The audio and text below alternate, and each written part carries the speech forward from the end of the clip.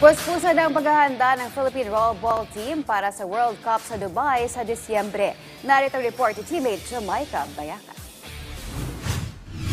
Matapos ang makasaysayang tagumpay sa 4th Asian Rollerball Championship sa India noong nakaraang taon, nakakuha ng tiket tungong World Cup sa Dubai ang Philippine Rollerball Team. Bilang kauna-unahang representative ng bansa at sa buong Southeast Asia, sasabak ang koponan sa isang matinding hamon sa papalapit na kompetisyon.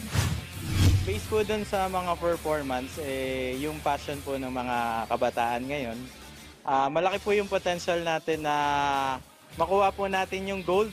Basta tulong-tulong lang po dito at the same time, kailangan din po natin ng support and then ma-recognize po tayo ng Philippine Sports Commission. Nito lamang nakaraang linggo, nagsagawa ang Philippine Rollerball Association ng national tryouts. Dumayo pa mula sa mga malalayong lugar ang mga atleta para sa pag-asang mapasama sa national team. Ayon pa sa mga coaches, mataas ang antas ng kakayahan at kompetisyon ng mga Pilipinong atleta na ipadadala sa Dubai, kasama rin sa team ang isang Indian import na magiging mahalagang sandigan sa koponan.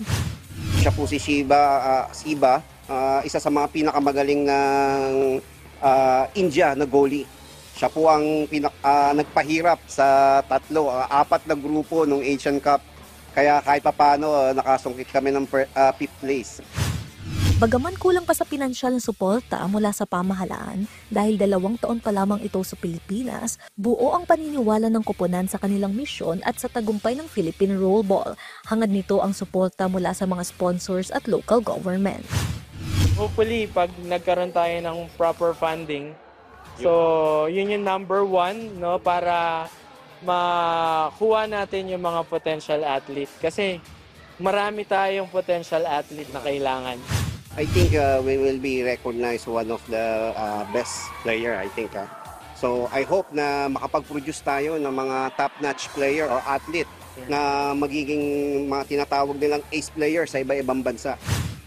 Jamaica Bayaka para sa atletang Pilipino para sa bagong Pilipinas.